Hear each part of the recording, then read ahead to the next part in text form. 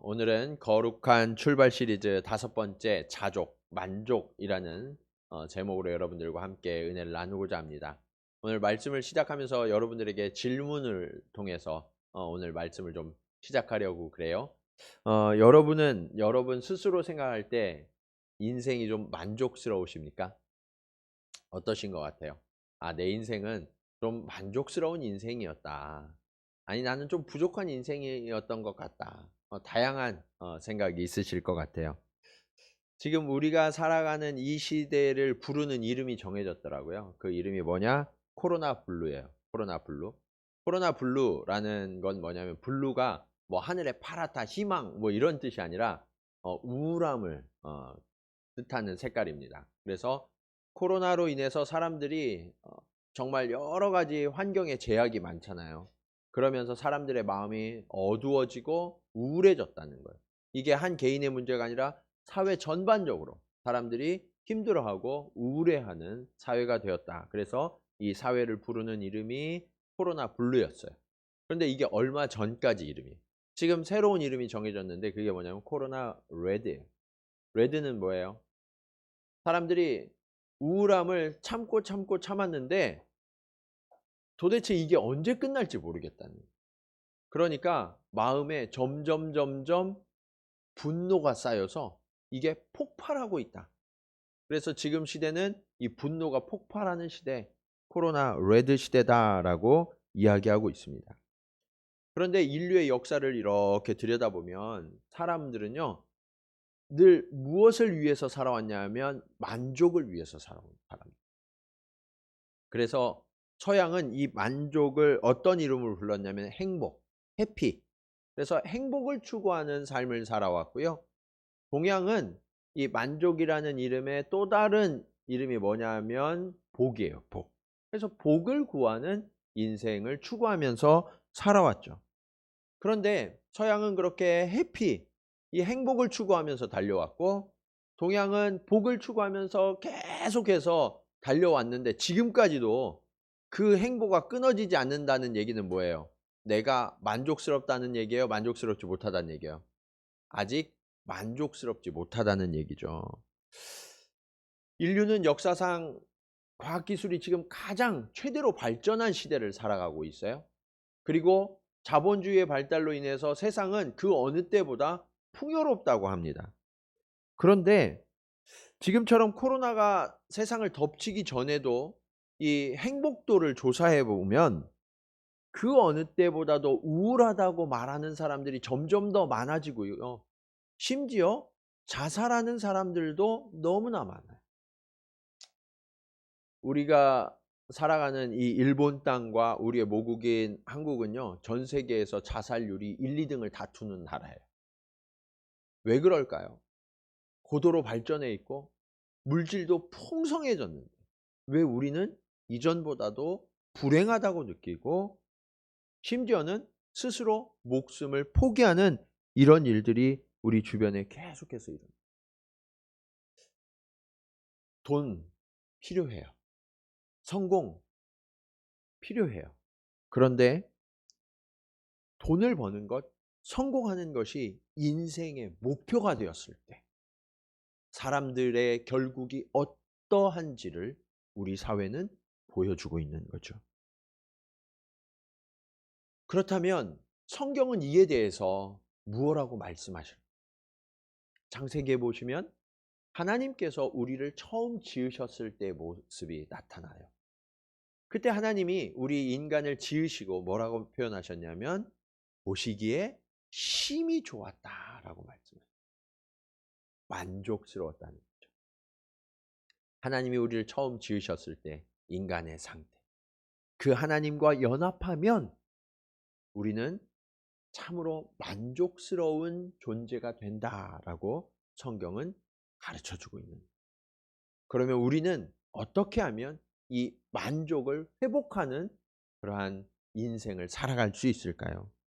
자, 첫 번째로 자족.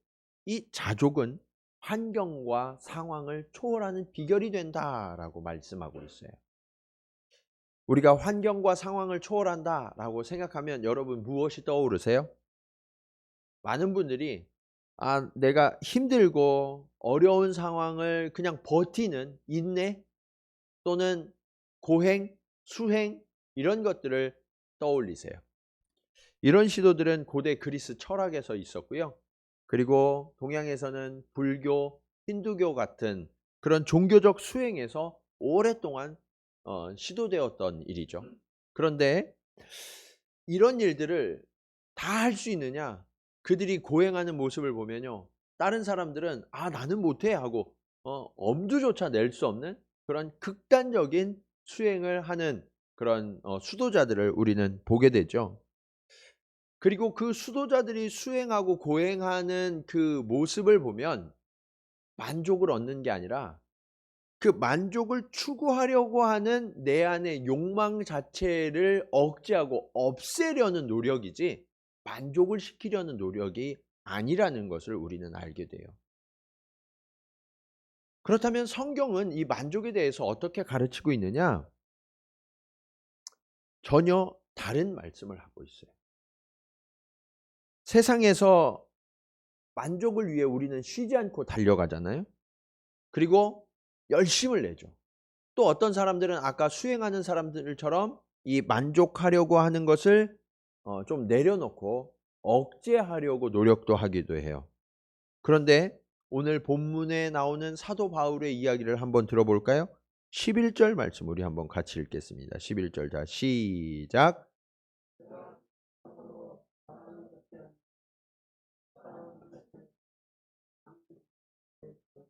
아멘. 자, 여기에 보면 뭐라고 말씀하고 있어요?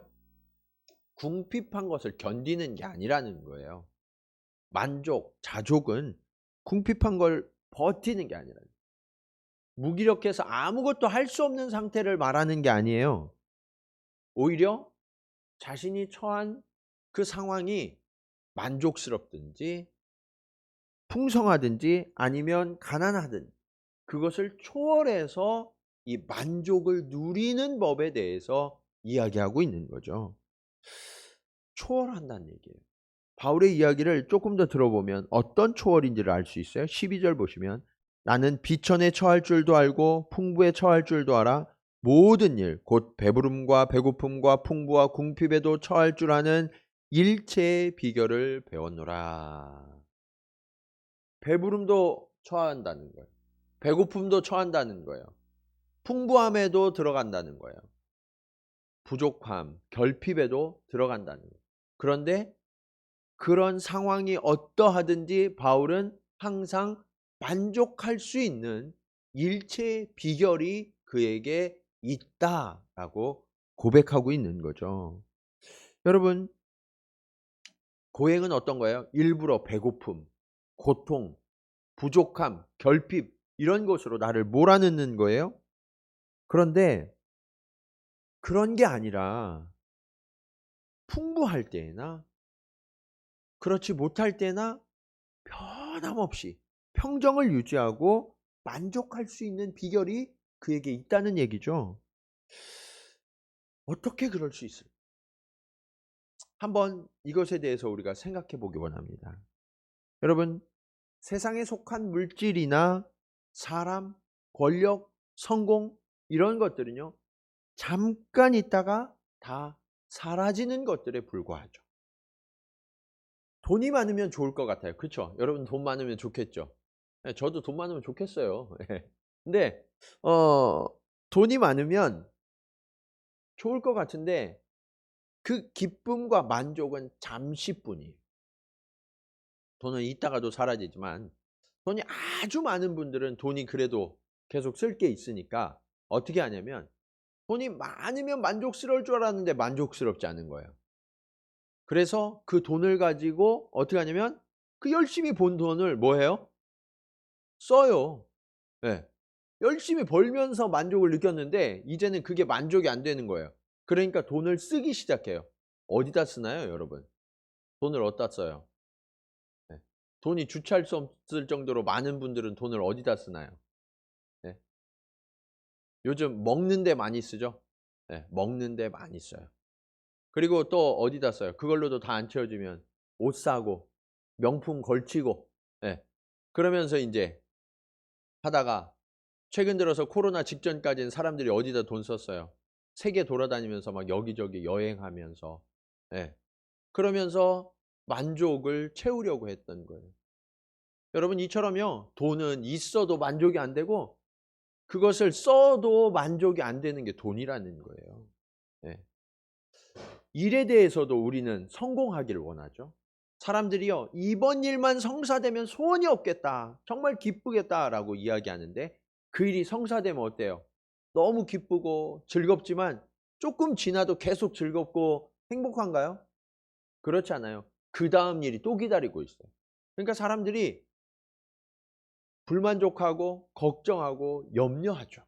일에 대해서도 항상 염려하고 불만족하는 게 인간이에요. 자녀를 기르시는 부모님들 한번 생각해 보세요. 그 자녀가 태어났을 때가 생각나시나요? 자녀가 태어났을 때 여러분 마음이 어떠셨어요? 너무 기쁘고 감사하셨잖아요. 그렇죠? 저 목회자이기 때문에 그 자녀들이 태어난 가정들을 신방을 참 많이 했어요. 병원으로 신방하기도 하고. 신방에서 제가 묻습니다. 어머니, 아버지, 어떤 기도 제목이 있으세요? 그러면 막 감격에 눈물을 뚝뚝 흘리시면서 이렇게 말씀하세요. 목사님, 저 소원 하나도 없어요. 딱 한 가지, 이해가 건강하게 자라기만 하면 좋겠어요. 그리고서 한 10년쯤 지나가지고 그 가정에 이렇게 가서 보면 그 애 때문에 죽겠다는 거예요. 예.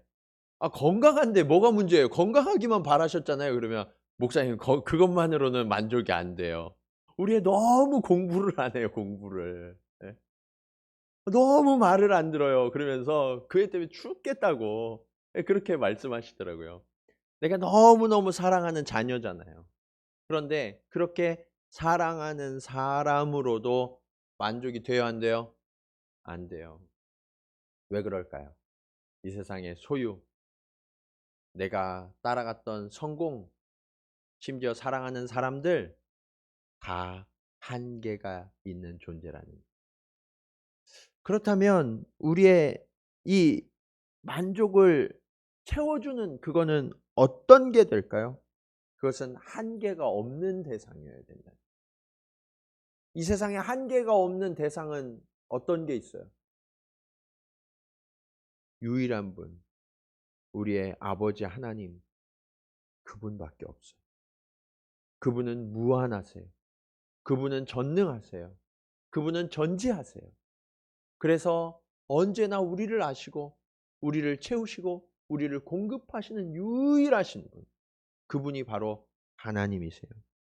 그래서 여러분, 허전함, 공허감, 이런 것을 세상의 것들로 채워서 내가 만족을 얻으려 할 때는 끊임없이 따라가지만 우리는 기진하고 소진할 뿐. 그러나 그 하나님으로 나를 채우면 그때부터 내 영혼은 진정한 만족을 누리게 되고 부족함이 없는 상태가 됨을 믿으시기 바랍니다. 그래서 여러분, 세상이 말하는 비움, 내려놓음, 그게 아니라 우리의 영혼을 가득 채우고도 남음이 있는 그 하나님으로 저와 여러분을 가득 채우시기를 간절히 축원합니다.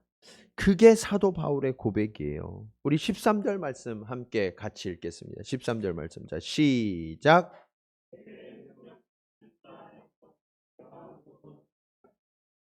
자, 내게 능력 주시는 자가 누구예요?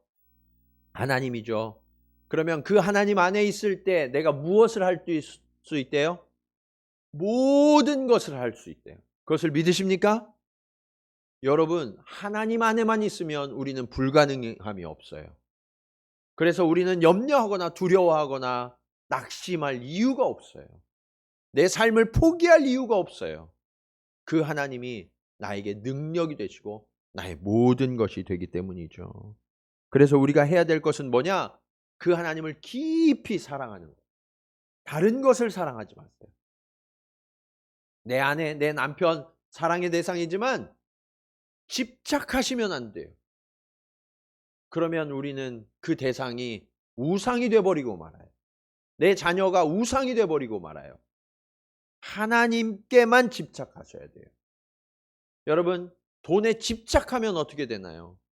그것이 우상이 되어 나를 삼켜버리고 말아요. 성공, 일에 집착하면 어떻게 되나요? 중독에 빠져서 우리는 헤어나지 못하고 나는 쓰다 버린 건전지와 같이 소진될 뿐이에요. 하나님만이 나를 채워.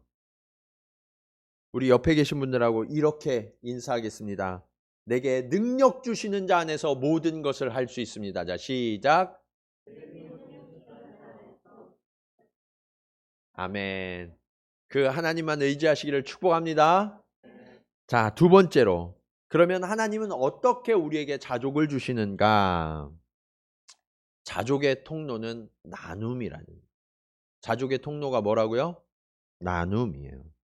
바울은 자족의 일체 비결을 얻은 사람이었지만 그의 자족이 이루어질 수 있었던 비결이 뭐냐? 그를 축복하는 공동체가 있었어요. 그를 축복하는 공동체. 바울은 이 공동체의 나눔에 대해서 두 가지를 이야기하고 있어요. 첫 번째는 괴로움에 함께 참여했다라고 이야기하고 있어요. 여러분, 괴로움에 함께 참여하는 것을 요즘 말로 하면 뭐라고 그러냐면 공감이라고 그래요. 뭐라고 한다고요? 공감. 예. 요즘 시대에 있어서 인간이 관계를 이루는 데 있어서 가장 중요한 게 뭐냐? 공감 능력이라고 이야기해요. 그래서 예전에는 아이들에게 IQ를 높이는 거를 가르쳤다면 요즘에는 공감 능력, 공감 지수 EQ를 높여야 된다라고 계속해서 강조하고 있죠. 우리 주변에 머리가 아주 좋아서 똑똑한 사람이 있으면 좋을까요, 안 좋을까요? 네, 좋을 것 같죠. 네. 근데 사실은 피곤해요. 이 똑똑한 사람들은 뭐 하냐면 주로 가르쳐요. 가르쳐요. 여러분, 옆에 있는 사람들이 힘들어하고 아파하는데 그래서 이야기를 했더니 그 사람이 뭘 하냐면 네 문제가 뭔지, 왜 그런 일이 일어났는지를 아주 정확하게 짚어주는 거예요. 그리고서 문제를 해결하려면 이렇게 해야 돼라고 가르쳐주면 좋을 것 같지만 좋아요, 안 좋아요? 네. 우리는 그런 사람들을 향해서 뭐라고 이야기하냐면 재수없어. 네. 이렇게 이야기한단 말이에요. 네. 여러분, 내 문제를 정확하게 짚어주고 해결책까지 안겨줬는데 왜 재수가 없어요? 내가 원하는 건 그게 아니라는, 내 아픔을 알아주고 나의 힘듦을 이해해 주기를 바라는 거죠. 네. 누군가에게 도움을 줄 때 많은 분들이 불쌍해서 도와주는 경우가 있어요. 이걸 뭐라고 그러냐면 동정이라고 그래요. 근데 여러분, 우리의 나눔은 결코 동정이 되어서는 안 돼요. 동정은요, 도움받는 사람에 대한 존중이 없어요. 동정에서 나오는 나눔은 생색내기가 되기 쉬워요. 뿐만 아니라 상대적 우월감을 가져요. 나는 당신보다는 내가 좀 나으니까 내가 이렇게 해줄 수 있는 거야. 그러면서 생색내고 우월감에 빠져 있는 거죠. 그렇다면 우리는 어떻게 나눔을 실천해야 할까요? 14절 말씀 보시면, 그러나 너희가 내 괴로움에 함께 뭐 하였으니? 참여하였으니 잘하였도다라고 말씀하고 있어요. 이게 공감해 줬다는, 내 아픔을 함께 아파하고 울어줬다는 얘기예요. 그러면서 바울의 문제가 해결됐다는 거죠. 여러분, 가까운 분들이 상을 당하신 경우들이 있으시죠? 조문을 가실 거예요. 조문 가시면 여러분 뭐라고 위로하세요? 조문 가셔서 위로하실 때 제가 팁을 하나 드릴게요. 조문 가셔서 위로하실 때는 상대방이 못 알아듣게 말씀하셔야 돼요.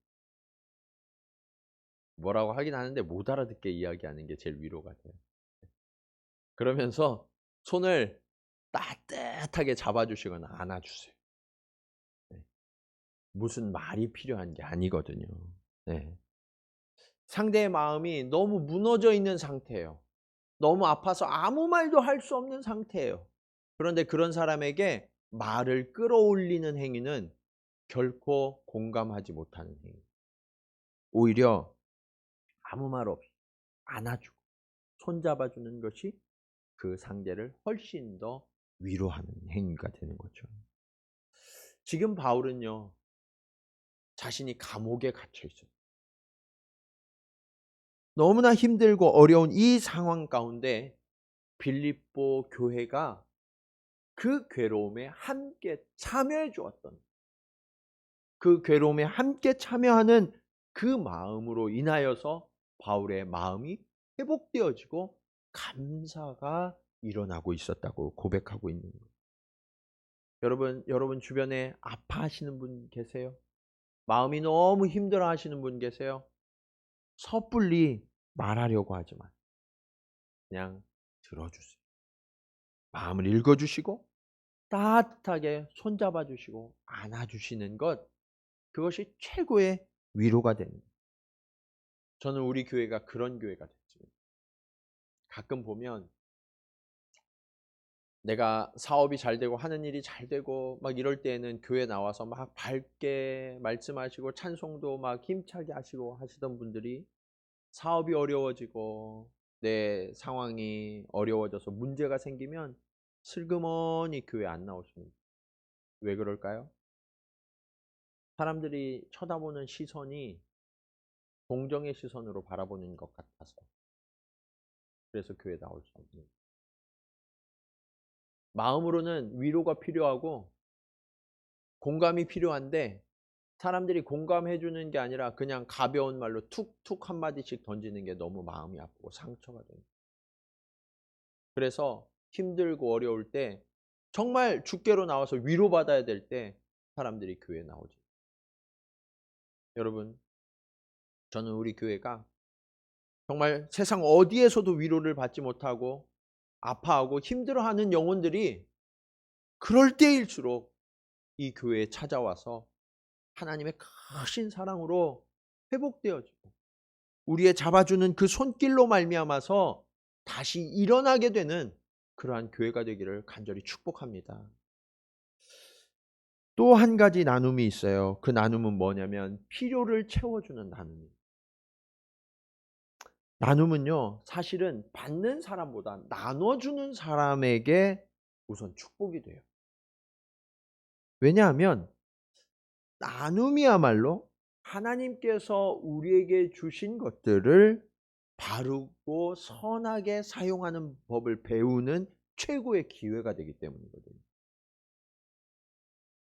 나눔을 적극적으로 실천하는 사람, 그런 교회는요, 하나님께서 하늘의 문을 여시고 무한한 축복을 부어주세요. 여러분, 우리는 이 축복을 맛볼 수 있어야 돼요.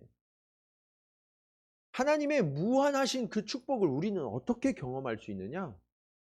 끊임없이 나누어 주는데도 이게 비지 않고 계속해서 채워지는 것을 경험할 때 하나님의 무한하심을 경험하게 되는 거죠. 여러분, 하나님은 왜 그런 사람, 그런 교회를 축복하시는지 아세요? 그게 바로 하나님이 이 땅을 다스리시는 그 통치를 나타내는 통로가 되기 때문에 그래요. 그래서 그렇게 하나님의 축복을 나누는 자에게 하나님은 축복을 부어준다는 사실을 기억하시고 여러분에게 주신 것들, 그것이 아무리 작은 것이라도 나보다 힘들고 어려운 사람들을 향하여서 기쁨으로 나누어주는 저와 여러분 되기를 축복합니다. 바울은요, 오늘 말씀에 마게도냐를 떠날 때 유일하게 그의 사역을 후원했던 교회가 빌립보 교회였다라고 고백하고 있죠. 사역을 할 때마다 그 사역을 가능하게 하는 여러 요소들이 있지만 그 중에서도 가장 중요한 것 중에 하나가 물질이에요. 교회라고 그래서 하나님의 사역이라고 그래서 물질이 필요하지 않은 게 아니죠. 그렇기 때문에 우리는 그 물질을 바르게 사용하는 법을 배워야 되는데 그것이 나눔과 드림을 통해서 배우게 되는 거죠. 빌립보 교회는요, 바울의 필요를 채워서 그의 사역이 세상 곳곳에서 가능하도록 도왔던 교회였어요.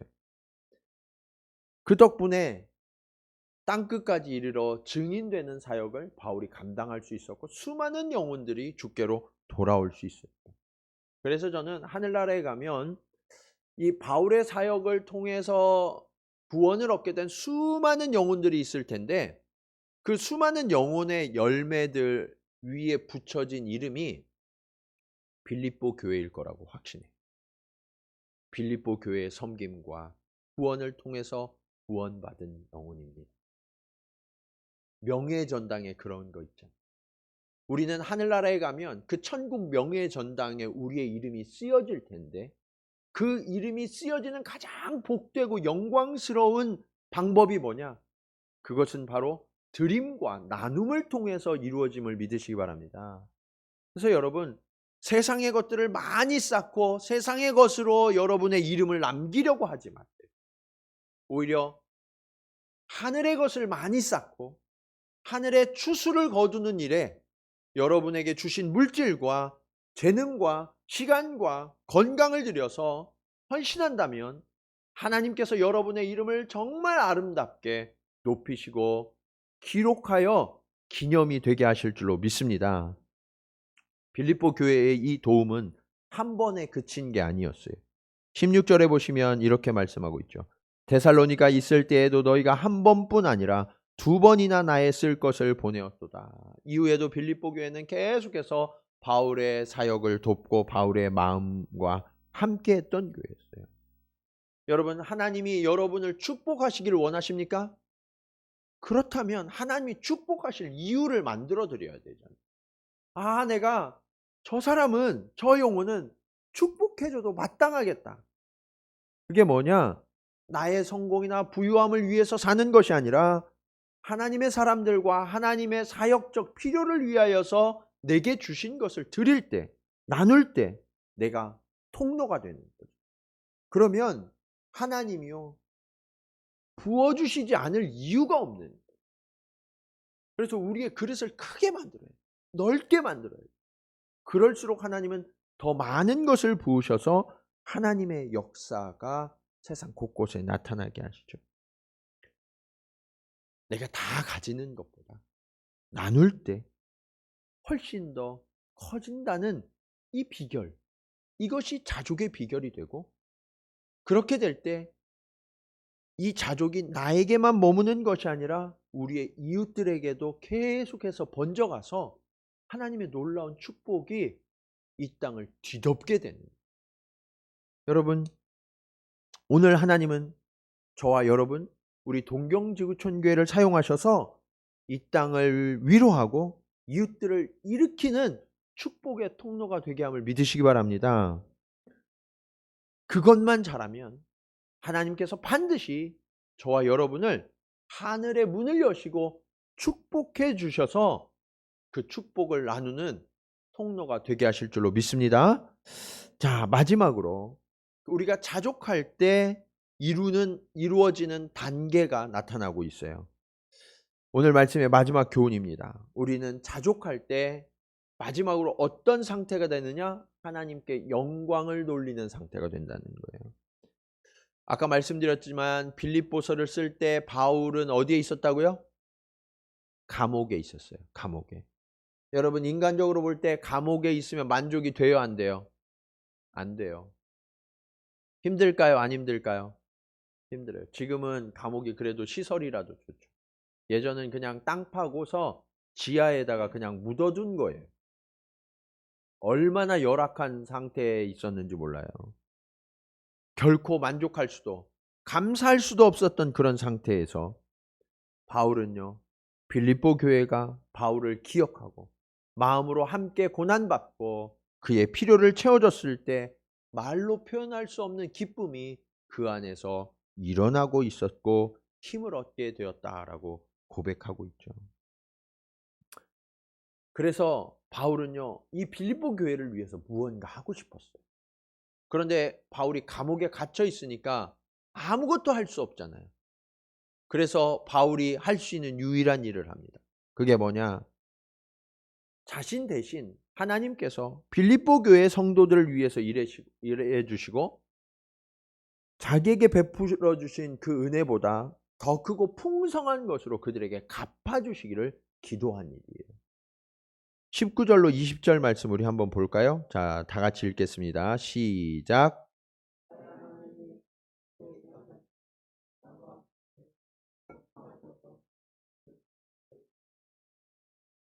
하나님 곧 우리 아버지께 세세 무궁하도록 영광을 돌릴지어다. 아멘. 바울은요, 풍부해졌어요. 나는 이미 모든 것이 있다라고 이야기하거든요. 풍부해지고 풍성해지고 만족을 누리고 있었어요. 그래서 이제 전능하시고 무한하신 하나님 앞에 거꾸로 빌립보 교회의 필요를 하나님이 채워주시기를 구하고 있죠. 그러면서 자신과 빌립보 교회가 함께 하나님 앞에 영광 돌리고 찬송 드리는 날을 꿈꾸고 있는 거예요. 여러분, 이러한 나눔을 통한 만족이 이루어지면요, 꿈을 꾸기 시작해요. 아름다운 꿈을. 네. 바울은 감옥에서 이런 하나님을 찬송하고 영광 돌리는 아름다운 꿈을 꾸고 있었어요. 여러분, 이처럼 하나님이 부어주시는 축복들을 받고 그리고 그 축복을 나누면서 영혼들이 일어나는 것을 목격하게 될 때 우리 안에서 자연스럽게 일어나는 반응이 뭐냐? 그게 하나님 앞에 영광을 돌리는 거라는 거예요. 왜냐하면 우리의 작은 도움을 받은 사람들은요, 우리에게 감사를 표현해요. 그런데 사실은 흘려보낸 그 은혜가 내게 아닌 것을 우린 너무 잘 알잖아요. 그게 내게 아닌 하나님께서 주신 은혜였던 것.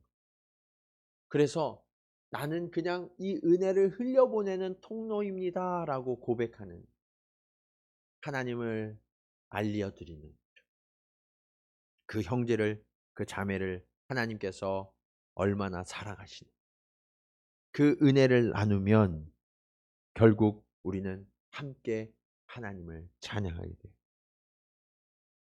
여러분, 오늘 바울은 이 말씀을 통하여서 저와 여러분에게 지금 우리가 살아가는 이 상황이 앞이 보이지 않는 감옥과 같은 그러한 상황일지라도 우리는 자족하고 만족하고 하나님을 찬송하며 영광 돌릴 수 있다고 고백하고 있어요.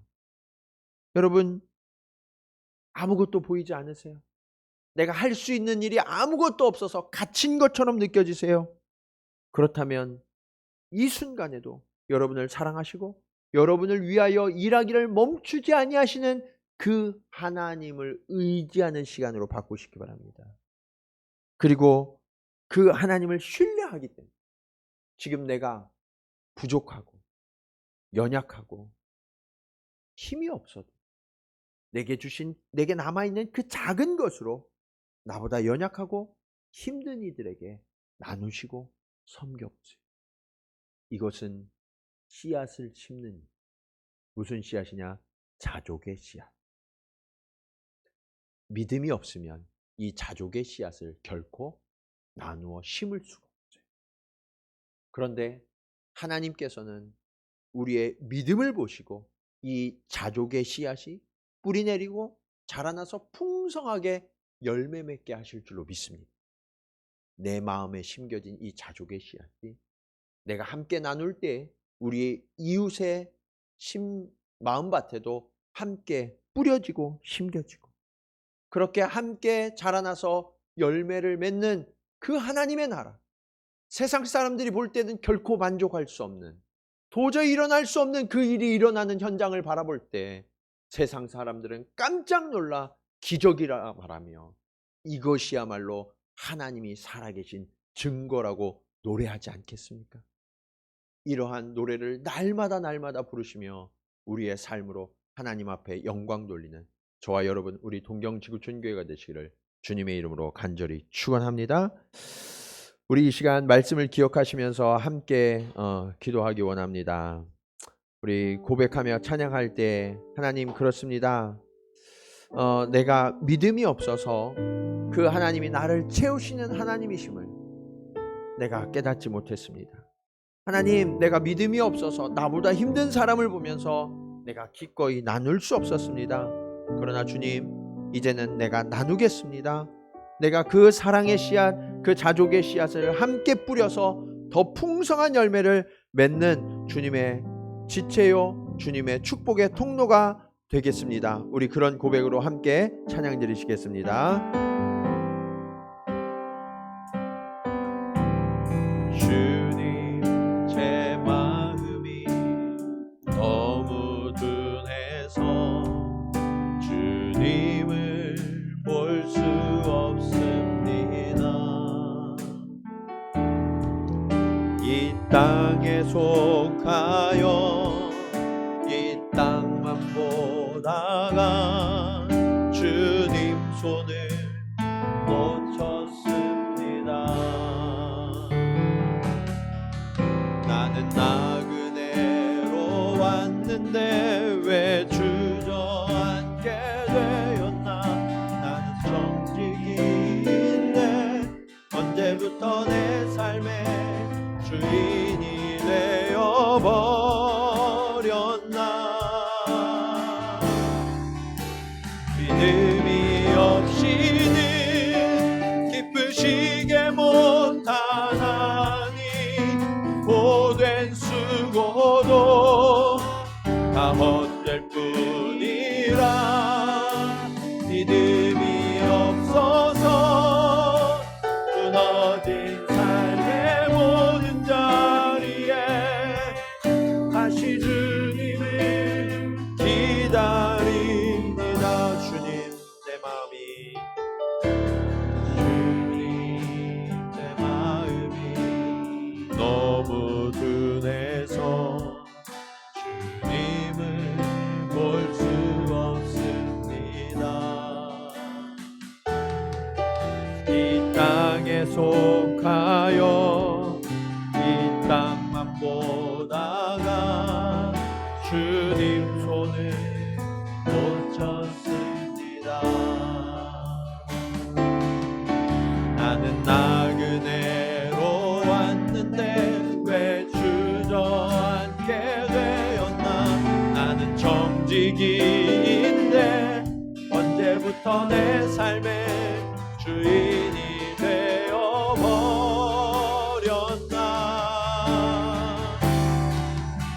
믿음이 없이는 기쁘시게 못하나니 보된 수고도 다 헛될 뿐이라.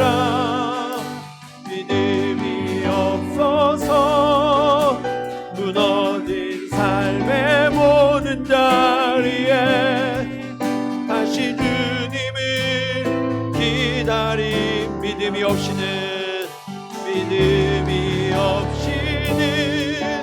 기쁘시게 못하나니 보된 수고도 다 헛될 뿐이라. 믿음이 없어서 무너진 삶의 모든 자리에 다시 주님을 기다립니다. 그렇습니다.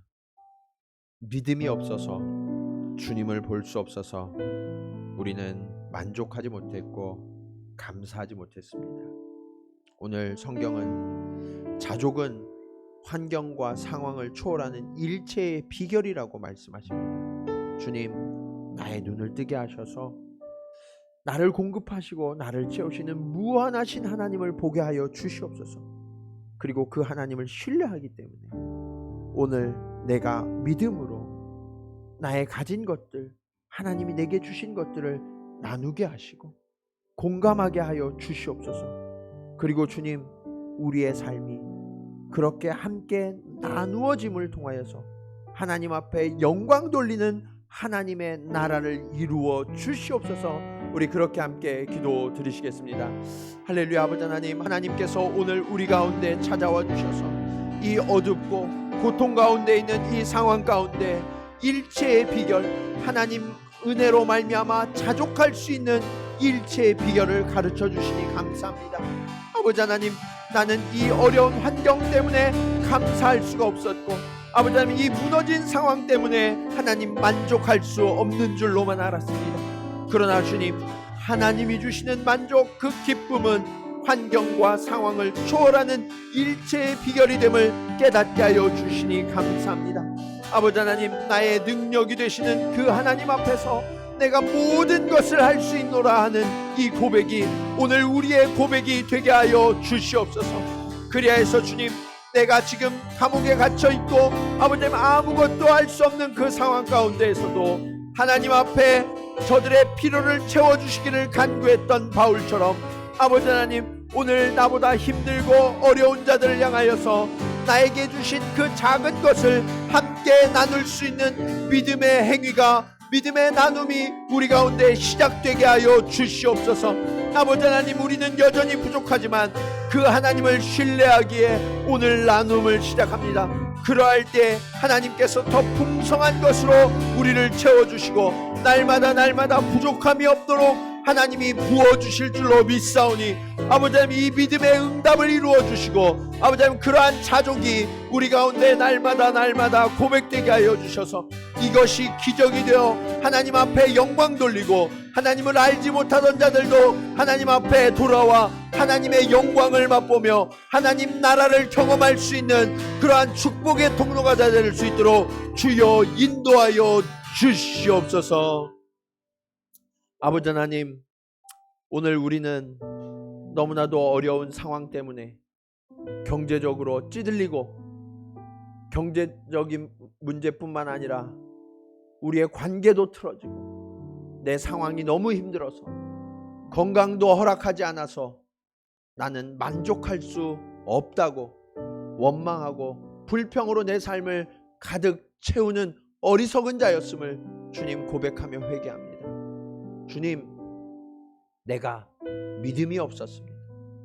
무한하신 하나님, 전능하신 하나님께서 나의 상황과 나의 어려움, 우리의 환경을 뚫고 나를 축복하실 수 있는 그 하나님이심을 내가 놓치고 있었습니다. 주님, 이제 그 하나님 앞에 내 손을 듭니다. 주여, 나의 손을 붙들어 주시옵소서. 그리고 주님, 그 전능하시고 무한하신 하나님의 은혜가 나에게 있음을 깨닫게 하여 주시옵소서. 그리고 내게 그 공급하심이 아직 닿지 않을지라도 하나님, 내가 믿음으로 고백하며 나에게 주신 이 작은 것으로 나보다 힘들고 어려운 이들을 향하여 주님의 사랑을 증거하며 나눌 수 있게 하여 주시옵소서. 먼저 그들의 아픔에 공감할 수 있는 마음을 허락하여 주시옵소서. 함께 울어줄 수 있는 그러한 마음을 우리에게 열어 주시옵소서. 그리고 하나님이 주신 내게 주신 그 거룩한 부담으로 나의 작은 것을 나누고 그들의 손을 붙잡아주고 그들을 안아주어서 위로하고 회복하며 일으켜주는 축복의 통로의 삶을 시작하게 하여 주시옵소서. 이러한 삶을 시작할 때 하나님께서 비로소 닫혔던 하늘의 문을 여시고 우리에게 공급하여 주시며 그 무한하시고 풍성하신 하나님의 은혜가 가득가득 부어져 이제는 이것이 자연스럽게 내 삶을 흘러넘쳐서 이제는 하나님의 축복을 흘려보내는 강이 되고 하수가 되고 바다가 되어서 많은 이들을 먹이고 입히는 그러한 축복의 통로가 되게 하심을 믿습니다. 주님, 그렇게 나를 사용하여 주시옵소서. 나를 통하여 이 땅과 우리의 가정과 우리의 산업과 우리의 이웃을 일으키는 그러한 역사를 일으켜 주시옵소서. 이제는 우리의 생명이요 구원이 되신 예수 그리스도의 은혜와 무한하신 아버지 하나님의 사랑하심과 성령님의 감화감동 교통하심이 나의 처한 환경과 상황을 초월하는 하나님의 공급하심을 신뢰하며 날마다 만족과 자족을 고백하면서 내게 주신 것으로 나누고 베푸는 그 삶을 통하여 이 땅 곳곳마다 또 하나님이 만나게 하신 모든 사람 가운데 하나님의 나라를 이루기로 결단하며 나아가는 사랑하는 성도들의 걸음걸음 위에, 그들의 섬김과 나눔 위에 우리 동경지구촌교회가 이루어갈 하나님의 나라 가운데 이제로부터 영원토록 함께 하시기를 간절히 축원하옵나이다. 아멘.